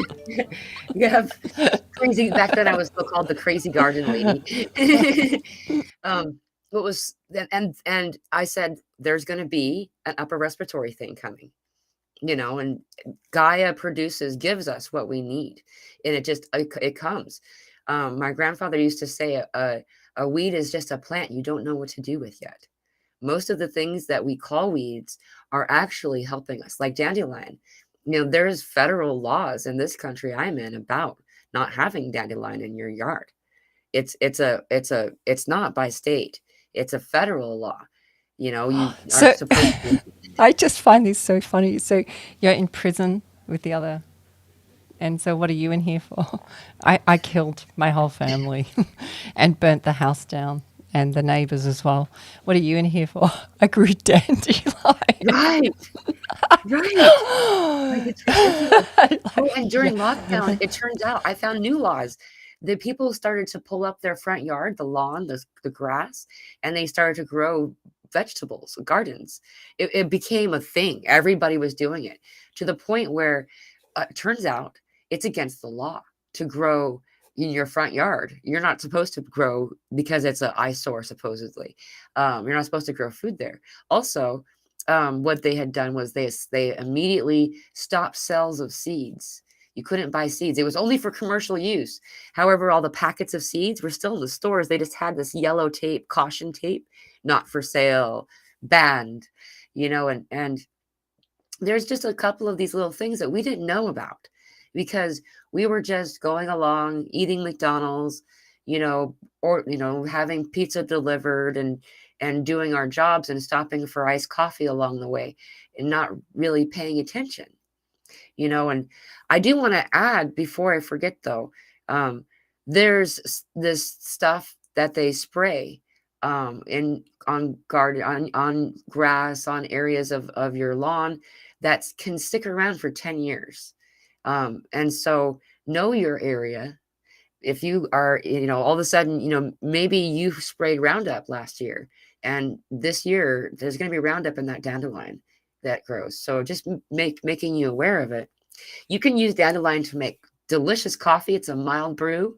The root itself, dry it, wash it off and let it dry, and then ground it like you would coffee beans. And it's delicious. It's an amazing way for detoxing. Also, when we talked earlier about the hijacking of the feminine line, I actually was thinking about this topic, Elsa, that around that same time was the introduction of medications. Also, the absorption of the Nazi regime when the war ended.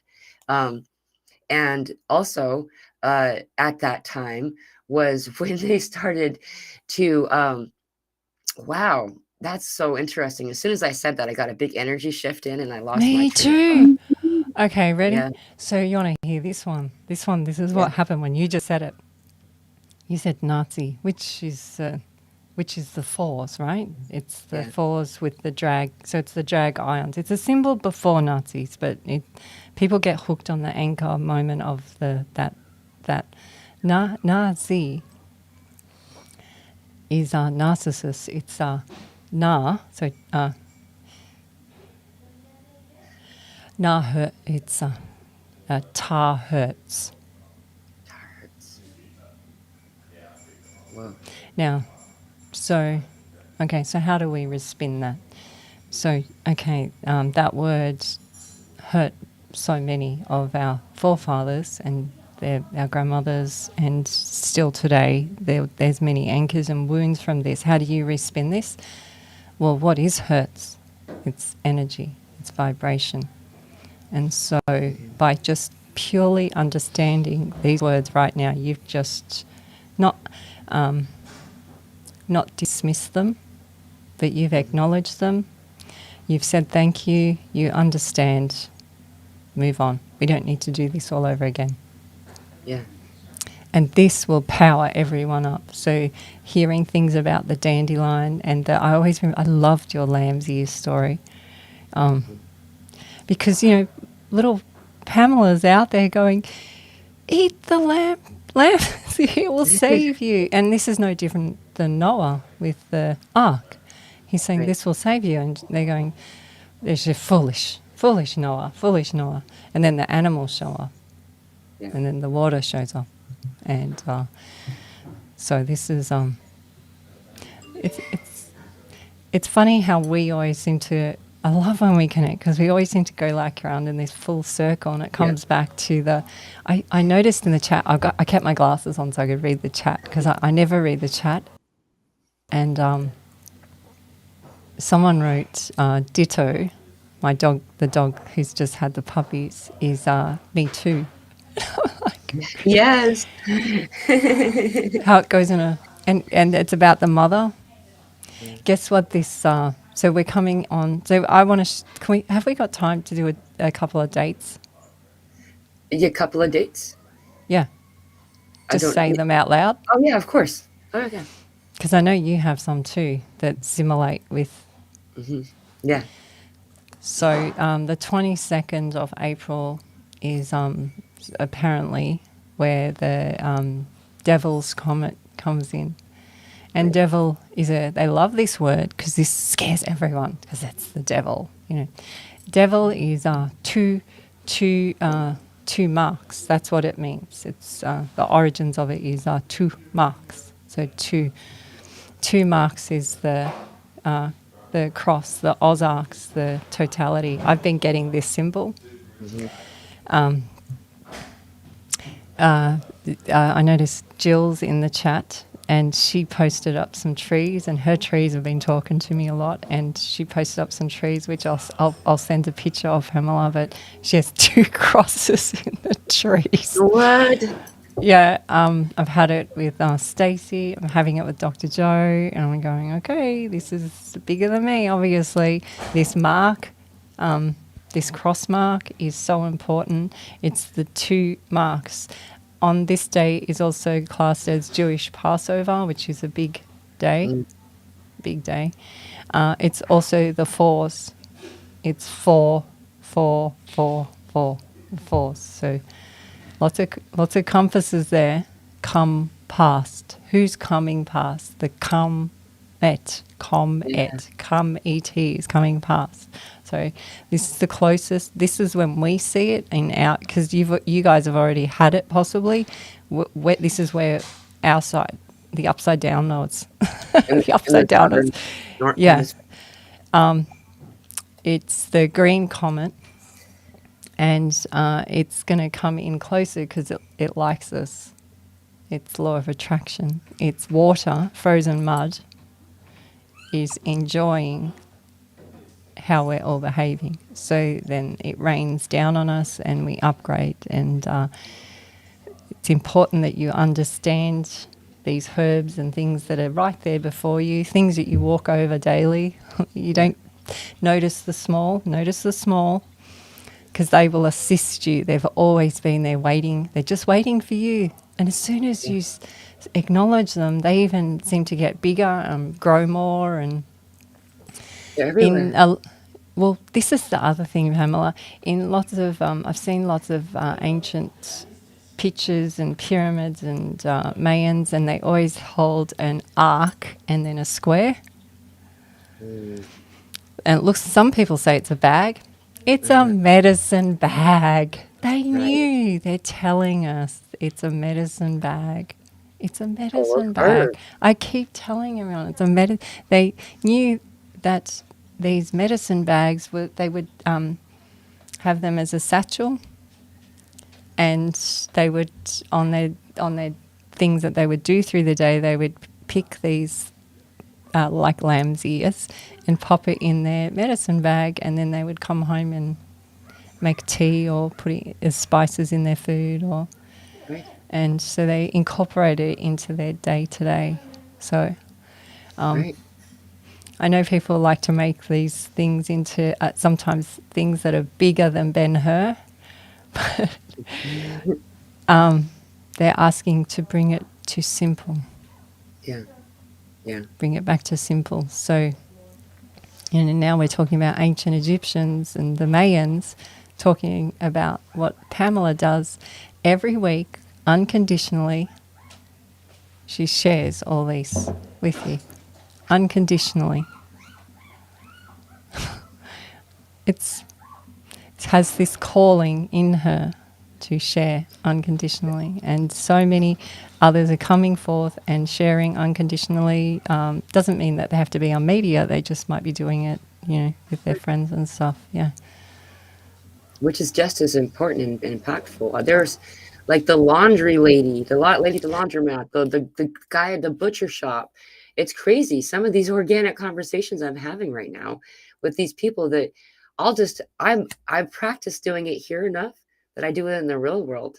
And the amount of fear that melts away off of them and relief when they hear me talking about this stuff, it's like, oh my gosh, I'm okay. I'm okay. Me Okay, too. somebody else. Me too. Yeah, they, me they have too. a they have a me too. Yeah, This is going to be playing with me all day. Me too. Thank you for posting about ditto, because that's just because yeah, ditto is ditto. You know, ditto. yeah, yeah. Well, I learned about the word ditto on the movie with Ghost. Yeah. Oh, wow. That makes that even more. What's weird Yeah. too is I just barely, you know how YouTube sometimes pops stuff up and didn't click it, it just starts playing. That happens to me. And usually and it popped in on a Mandela effect. They're talking about Patrick Swayze and the fact that he played in Ghost is kind of part of this, but they brought up that a lot of people remember him recovering from his silliness. It's a silly word that you had talked about. It's fascinating. The Mandela effect stuff. I want to bring something up before we go away from the dates. Is that okay? Um, and it circles back to exactly what I was saying regarding Nazis, actually. It's interesting enough because, okay, so the 20th, which is Saturday for um, it's for the northern hemisphere. This will be the next day, the 21st for you, Elsa.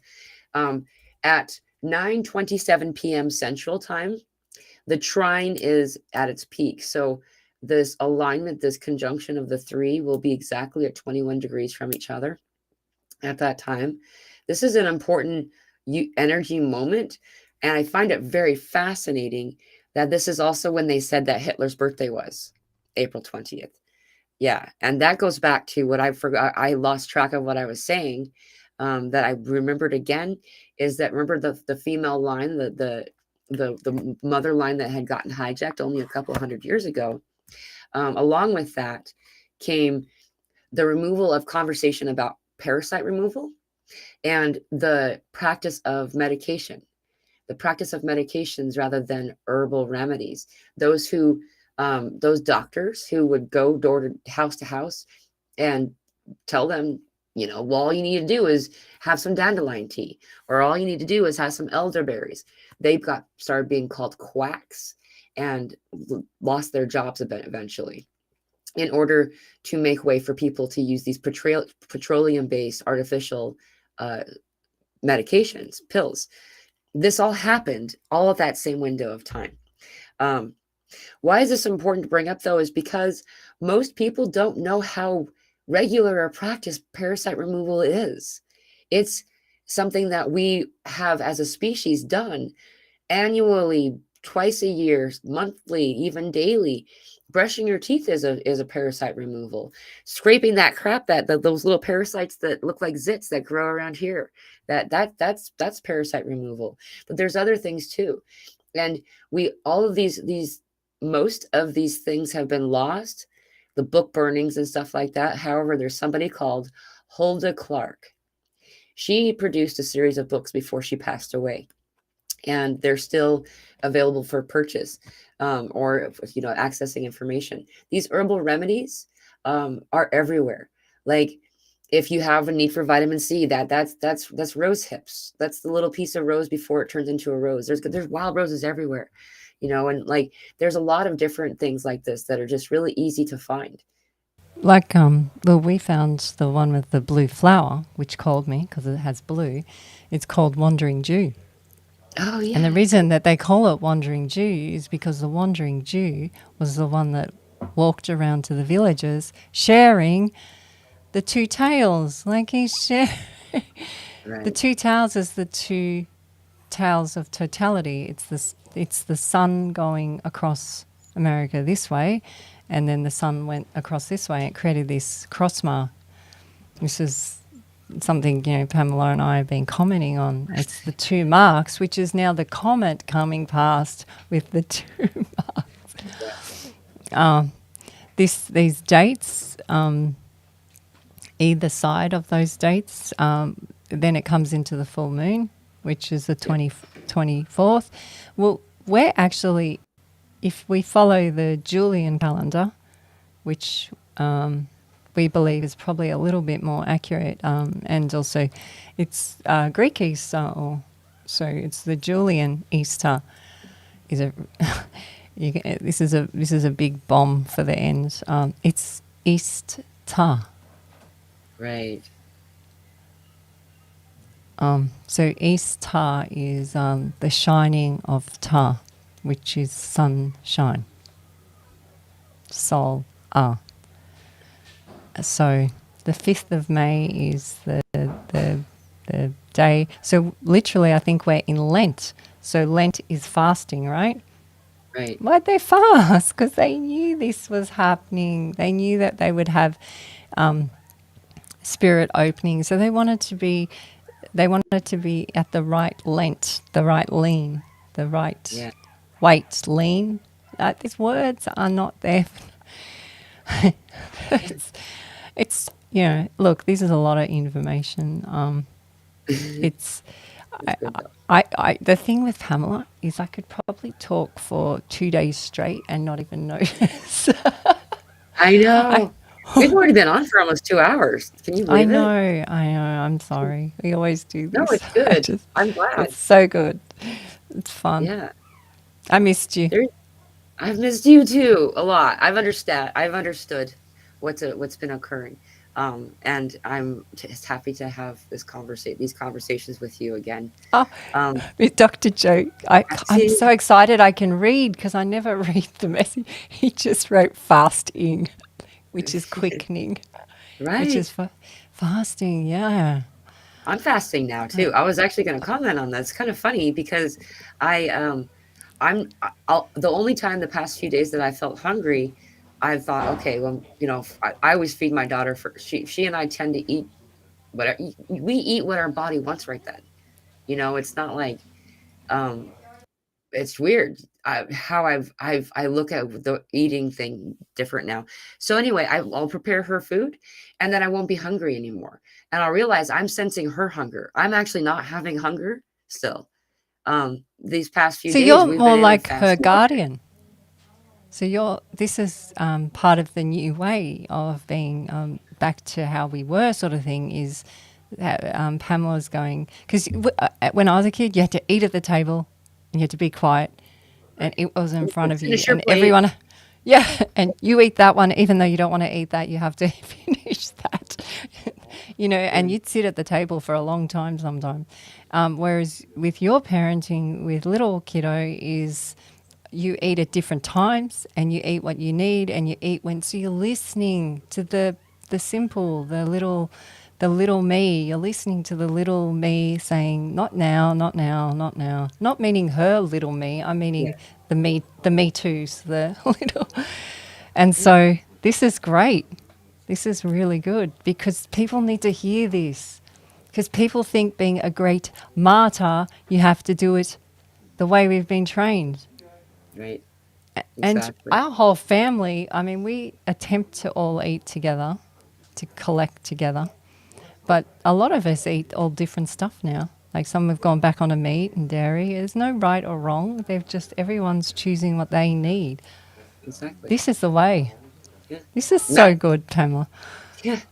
I'm the same. We did this like, I mean, I feel like, well, you know something before I forget. This is what I wanted to add this. I know we need to get going in a second. I just wanted to add that about a year or so ago, that was the last time I went to the doctor to check on these symptoms, right? Again, of course, I'm healthier than I've ever been. They keep very, very clear notes of your medical history throughout your life, like like they do for dogs. And anyway, uh, what was fascinating though is as I was there chatting with this man, this was a year ago, he started to tell me that he didn't understand it, but all of a sudden there's a global phenomenon called meat allergy, an allergy to meat, and people are more and more, their bodies are not wanting the meat. They're noticing that their body, they'll cause diarrhea or IBS like symptoms of some kind. They'll become ill in some way, and so slowly people are stopping the ingestion of meat. I find this fascinating because for the most part, I don't eat meat. And then on occasion, my body says, you want a hamburger right now, don't you? you know? And so that's the time I honor my body and do that. I don't have, this is how it's done. It's listening to your body a little bit at a time. First, it has to do with food, what your body doesn't want. And then you start to find out what it does want. And then you start to get other messages too. Your body is another consciousness separate from you in some ways. And your body will communicate to you what you need. Where a lot of people are feeling more tired right now because we're meant to be more quiet and in peace and in rest while we're getting all this plasma coming through our bodies. We're also needing more water because the plasma moves more efficiently through your body when there's more water present. We're getting Buddha bellies. Our bellies are swelling up with water and keeping the water in our body because that helps it too. There's always a rhyme and a reason for these things. So This is yeah, this is so it's so true, right? Like it's so this I'll I understand you've got to go, but this hamburger calling, so how do you know what the cosmos? I'm not saying you, Pam. I'm just saying. So say you have a calling for a hamburger, and you haven't been eating meat for a long time. How do you know what the cosmos has planned for you? So if you don't follow, this is part of your compass path. How do you know that through eating that hamburger, the species that you're eating has a message for you to integrate? And it's no different than having a child. So, I shouldn't have that because I'm told that I shouldn't have that meat anymore, and it's not good. It's not seen as good to have that hamburger anymore. So you've just stopped path. You've just stopped an alignment. yeah, You had a calling to have the hamburger. Eat yeah, the hamburger. How do right. you integrate your path is? I'm just saying, when you have those callings, if as soon as you start to hear the shouldas, Yeah, go yeah, shut up. Shut up, shouldas. exactly. Yeah. So if you feel that there's no right or wrong, if you feel you have to have the hamburger, have the hamburger, because how do you know who's serving you the hamburger? You're supposed to cross paths. So there's a purpose to everything. We've just been told there isn't. Yeah, This is the Yeah. best conversation. This is one. I missed you. I'm so glad we've had. I know it's been a long one. I do have a flat butt. I do too. And I gotta and, pee. and I got to go I cuddle some puppies. So, yeah. I'm sorry. We yeah. got 3 kittens. We have so you got puppies, we got kittens. The Kittens and dogs and the puppies. cats. Yeah. Thank you, Pamela. Thank you so much. I love you. Intuitive eating. That's right. Dr. Joe says intuitive eating, choosing in the moment. Yeah. And one more thing I want to add. Vanita says she calls it flexitarian, eating whatever it is your body is asking for. This is I a like. word. Oh, I like this. Well, I think she invented Flexitarian. it. Let's click it so it pops up so people can read it. Yeah. So that's So what. So that's what we have to call ourselves. So you're not veg, because then you don't label yourself vegetarian, vegan, because everyone gets quite, right. authoritarian, right? So what is it called? Flexitarian. Yeah, it looks like flexitarian. Oh, I that's my like it. new. I love and that's so cool. Thank you for that. Yeah. And thank you so much for joining me. I hope that we get to do this again soon. Bye. All right. I love you. Thank you all for joining me. Just remember those dates. There's some awesome energies. Already we're here in an energy window, and that continues to persist at least until the 8th of May. And there's a lot of days to point at in between. So just know that you're not alone. There's a lot of us doing it, and thank you for your service. Yeah. You got this. Aho bless.